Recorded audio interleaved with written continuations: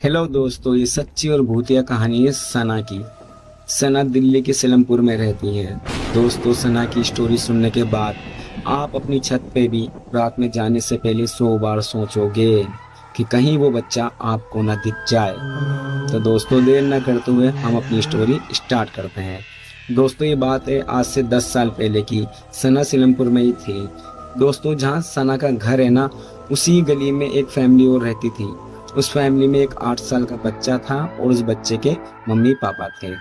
दोस्तों, उसी बच्चे की मम्मी एक दिन किचन में खाना बना रही थी। वो बच्चा रोते रोते जाता है अपनी मम्मी के पास और किचन में जाके सो जाता है गैस के नीचे ही। दोस्तों, उस बच्चे की मम्मी खाने में दाल बना रही थी।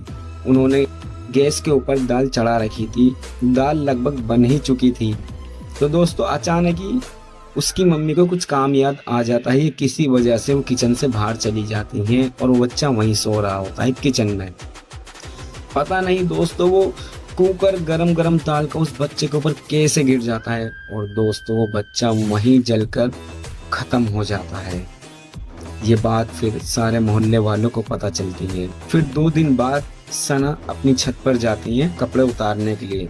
जैसे दोस्तों हम कपड़े धो के छत पे सुखाने के लिए डाल देते हैं ना, सना ने भी ऐसे ही कपड़े डाल रखे थे और वो रात को 10 बजे अपनी छत पर जाती है कपड़े उतारने के लिए।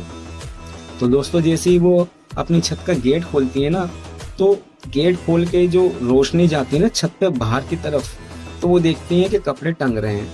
वो जाकर जैसे ही एक शर्ट उतारती हैं, दोस्तों यकीन मानना वो बच्चा उनकी छत पर बैठा हुआ था। वो सना को बहुत ही ज्यादा खतरनाक तरीके से घूर के देख रहा था और सना भी उसी की तरफ देख रही थी। शायद दोस्तों उसने सना को अपने वश में कर लिया था।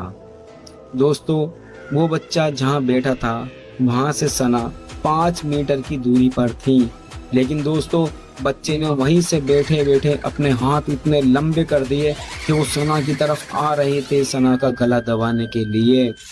अचानक से सना की बहन की आवाज आती है, सना। सना अपनी बहन की आवाज सुनकर एकदम झटके से होश में आती हैं और बहुत तेज चीख कर वहां से भाग जाती हैं नीचे और जाकर अपनी बहन को बताती हैं कि बाजी, मैंने ऐसे ऐसे उस लड़के को देखा था अभी छत पे।